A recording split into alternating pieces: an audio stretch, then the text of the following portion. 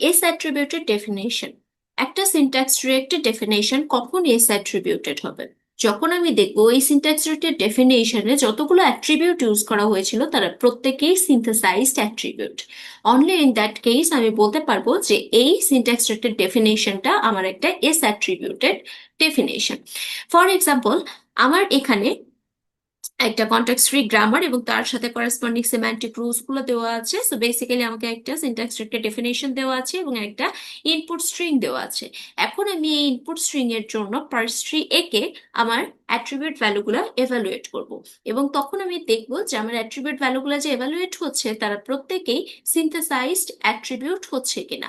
এবং প্রত্যেকটা attribute synthesised হলে বেসিক্যালি আমি ডিসিশন নিতে পারি যে আমার এই সিনট্যাক্স ডিরেক্টেড ডেফিনেশনটা একটা S attributed syntax directed definition. So আমার ইনপুট স্ট্রিংটা দেওয়া আছে নাম প্লাস নাম বেসিক্যালি।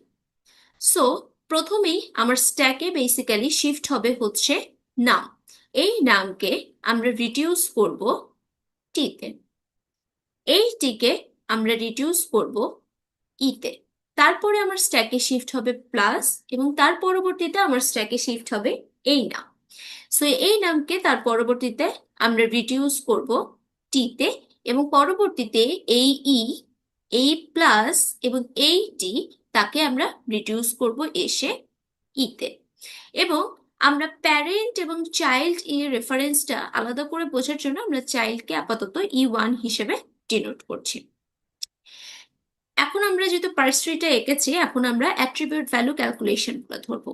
সো বোঝার সুবিধার্থে আমি ধরে নিচ্ছি যে এই নামের লেক্স ভ্যালুটা আমার ছিল 1 এবং এই নামের লেক্স ভ্যালুটা আমার আছে ফর এক্সাম্পল 2। সো এখন আমি দেখতে পাচ্ছি নাম যখন টিতে এসে রিডিউস হচ্ছিল তার করেসপন্ডিং যে সিম্যান্টিক রুলসটা দেওয়া ছিল সেই সিম্যান্টিক রুলসে আমি প্রোডাকশন হেডে যে টি আছে তার একটা অ্যাট্রিবিউট ভ্যাল, সেই ভ্যাল অ্যাট্রিবিউটের ভ্যালু ক্যালকুলেট করছে, এবং সেটার সময় আমাকে বলা হয়েছে নামের লেক্স ভ্যালুটা এনে বসাতে। সো আমি টি এর ভ্যাল অ্যাট্রিবিউট ক্যালকুলেট করছি এবং আমি দেখতে পাচ্ছি নামের লেক্স ভ্যালু হচ্ছে 1। সো আমি সেটা এনে বসিয়ে দিলাম।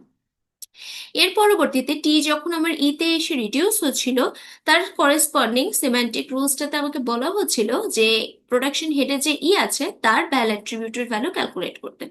সো আমরা প্রোডাকশন হেডের ই এর ভ্যাল অ্যাট্রিবিউটের ভ্যালু ক্যালকুলেট করব, এবং সেখানে আমাকে বলা হচ্ছে ই এর ভ্যাল অ্যাট্রিবিউট সমান তার যে চাইল্ড ছিল টি, তার যে ভ্যাল অ্যাট্রিবিউট ছিল সেই ভ্যালুটি এনে বসাতে। সো তার চাইল্ড যে ছিল ভ্যাল, তার ভ্যাল অ্যাট্রিবিউটের তার চাইল্ড ছিল টি, তার ভ্যাল অ্যাট্রিবিউটের ভ্যালু হচ্ছে 1। সো আমি এনে বসিয়ে দিলাম। এর পরবর্তীতে স্ট্যাকে আবার প্লাস শিফট হচ্ছে এবং এর পরবর্তীতে নাম শিফট হচ্ছে, এবং তারপরেই আমার অ্যাকশনটা হবে নাম এসে টিতে রিডিউস হবে। সো নাম যখন টিতে রিডিউস হচ্ছিল তারপরে বেসিক্যালি আমার একটা সিম্যান্টিক রুলস দেওয়া ছিল। সো সেই সিম্যান্টিক রুলসে বলা হচ্ছে প্রোডাকশন হেডে যে টি আছে তার ভ্যাল অ্যাট্রিবিউটের ভ্যালু ক্যালকুলেট করতে। সো আমরা প্রোডাকশন হেড টি এর ভ্যাল অ্যাট্রিবিউটের ভ্যালু ক্যালকুলেট করছি, এবং এটা আমাকে বলছে তার যে চাইল্ড ছিল নাম, তার যে লেক্স ভ্যালু ছিল তার লেক্স ভ্যালুটা এনে বসাতে। সো তার চাইল্ড নামের লেক্স ভ্যালু ছিল 2। সো সেটা এনে আমরা টি ডট ভ্যালে বসালাম। এর পরবর্তীতে ই প্লাস এবং টি এরা ইতে এসে রিডিউস হচ্ছিল, এবং সো আমার ই প্লাস টি যখন ইতে এসে রিডিউস হচ্ছে তার করেসপন্ডিং যে সিম্যান্টিক রুলস দেওয়া আছে সেখানে আমি প্যারেন্ট ই এর ভ্যাল অ্যাট্রিবিউটের ভ্যালু ক্যালকুলেট করছি। সো প্যারেন্ট ই এর ভ্যাল অ্যাট্রিবিউট সমান আমাকে বলা হচ্ছে ওর যে চাইল্ড ছিল ই, তার ভ্যাল অ্যাট্রিবিউটের ভ্যালু এনে বসাতে। সো ওর চাইল্ড ই এর ভ্যাল অ্যাট্রিবিউটের ভ্যালু ছিল 1। সো এটা নিলাম, তার সাথে আমাকে প্লাস করতে বলা হয়েছে ওর যে চাইল্ড আছে টি, তার ভ্যাল অ্যাট্রিবিউটের ভ্যালু। সো ওর যে চাইল্ড ছিল টি, তার ভ্যাল অ্যাট্রিবিউটের ভ্যালু হচ্ছে 2।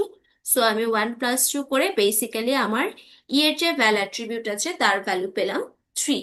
এখানে আমি দেখতে পাচ্ছি যে আমার ভ্যাল অ্যাট্রিবিউটের ভ্যালু এই এইচডিডি অনুযায়ী যতবারই ক্যালকুলেট হয়েছে প্রত্যেকবারই আমার চাইল্ড থেকে ভ্যালু এসেছে, উইচ ইজ ওয়াই আমি ডিসিশন নিতে পারি যে আমার এখানে যে ভ্যাল অ্যাট্রিবিউটটা ইউজ করা হচ্ছে ভ্যাল অ্যাট্রিবিউটটা একটা সিনথেসাইজড অ্যাট্রিবিউট। এবং তার মানে আমার এখানে যেহেতু শুধুমাত্র সিনথেসাইজড অ্যাট্রিবিউটই ইউজ হয়েছে, তার মানে আমি বলতে পারি আমার এই সিনট্যাক্স ডিরেক্টেড ডেফিনেশনটা একটি এস অ্যাট্রিবিউটেড ডেফিনেশন। এল অ্যাট্রিবিউটের ডেফিনেশন। একটা সিনট্যাক্স রিলেটেড ডেফিনেশন কখন আমি পড়বো যেটা আমার একটা এল অ্যাট্রিবিউটের ডেফিনেশন? যখন আমি দেখবো যে আমার এই সিনট্যাক্স রিলেটেড ডেফিনেশনে যতগুলো অ্যাট্রিবিউট ইউজ করা হয়েছে সেই অ্যাট্রিবিউটগুলো সিনথেসাইজডও আছে, আবার ইনহেরিটেডও আছে। মিনস আমার এই সিনট্যাক্স রিলেটেড ডেফিনেশনে ইনহেরিটেড অ্যাট্রিবিউটও আছে এবং সিনথেসাইজড অ্যাট্রিবিউটও আছে। ইনহেরিটেড অ্যাট্রিবিউটের ক্ষেত্রে আমাকে একটা রেস্ট্রিকশন দেওয়া হয়েছে। রেস্ট্রিকশনটা হচ্ছে আমি যখন সিবলিং থেকে ভ্যালুটা নিয়ে থাকি, আমি শুধুমাত্র এক্ষেত্রে কারেন্ট যে নোডে কাজ করছি সেই নোডের পার্সপেক্টিভ থেকে শুধুমাত্র লেফট সিবলিং থেকে ভ্যালু নিতে পারবো, আমি কোনো রাইট সিবলিং থেকে ভ্যালু নিতে পারবো না। যদি এই কন্ডিশনটা স্যাটিসফাই করে থাকে along with the other rules of inherited attributes, তাহলে আমি বলতে পারি যে আমার এই সিনট্যাক্স রিলেটেড ডেফিনেশনটা একটা এল অ্যাট্রিবিউটের ডেফিনেশন। সো সামারাইজ করলে কি হচ্ছে, আমার একটা সিনট্যাক্স রিলেটেড ডেফিনেশন কখন এল অ্যাট্রিবিউটেড হবে? যখন সেখানে আমার সিনথেসাইজড এবং ইনহেরিটেড দুই ধরনের অ্যাট্রিবিউটই উপস্থিত থাকবে। কিন্তু ইনহেরিটেড অ্যাট্রিবিউটের ক্ষেত্রে আমি একটা রেস্ট্রিকশন দিয়ে দিচ্ছি যে শুধুমাত্র সিবলিং থেকে যখন ভ্যালুটা নেওয়া হচ্ছিল সেই ক্ষেত্রে শুধুমাত্র আমার লেফট সিবলিং থেকে ভ্যালু নিতে পারবে, আমার রাইট সিবলিং থেকে কোনো ধরনের কোনো ভ্যালু নিতে পারবে না। সো এখানে যখন আমরা এই এসডিডিটা যদি দেখি, এই এসডিডিতে দেখতে পাচ্ছি যে আমার এখানে টি প্রাইমের একটা অ্যাট্রিবিউট আছে টাইপ। টি প্রাইমটা কি? টি প্রাইমটা হচ্ছে আমার প্রোডাকশন বডিতে যে টি ছিল, টি প্রাইমটা ছিল, তার অ্যাট্রিবিউটের ভ্যালুটা আমি এখানে ইউজ করছি, ক্যালকুলেট করছি বেসিক্যালি। সো এই অ্যাট্রিবিউট ভ্যালুটা যখন ক্যালকুলেট করছি, এটার সময় ওকে বলা হচ্ছে এফ ডট ভ্যাল। সো আমরা যদি রুলসের দিকে একটু তাকাই, এই রুলসে আমরা দেখতে পাচ্ছি এফ ছিল এই টি প্রাইমের সিবলিং। তার মানে এই টি প্রাইমের টাইপ অ্যাট্রিবিউটটা ভ্যালু ক্যালকুলেট করার সময় আমরা কিন্তু ওর সিবলিং থেকে ভ্যালু নিচ্ছি, এবং এক্ষেত্রে দেখতে পাচ্ছি এফ হচ্ছে আমার টি প্রাইমের লেফট সিবলিং।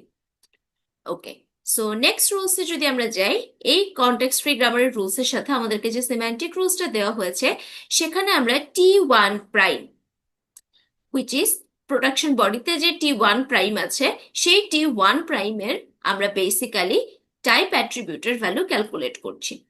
সো এই টি ওয়ান বা প্রোডাকশন বডির যে টি, তার টাইপ অ্যাট্রিবিউটের ভ্যালু যখন আমি ক্যালকুলেট করছি, আমি দেখতে পাচ্ছি এখানে বলা হচ্ছে প্রোডাকশন হেডে যে টি আছে তার টাইপ অ্যাট্রিবিউটের ভ্যালু নিতে হবে, এবং ওর যে লেফট সিবলিং ছিল এফ, তার ভ্যাল অ্যাট্রিবিউটের ভ্যালুটা আমরা নিচ্ছি। নিয়ে আমরা প্রোডাকশন বডিতে যে টি ওয়ান ছিল বা চাইল্ড যে টি আছে তার টাইপ অ্যাট্রিবিউটের ভ্যালু ক্যালকুলেট করছি।